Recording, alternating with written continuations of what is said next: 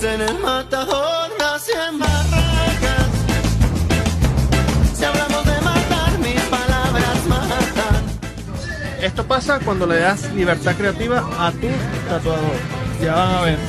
Y ahora sé que en cualquier momento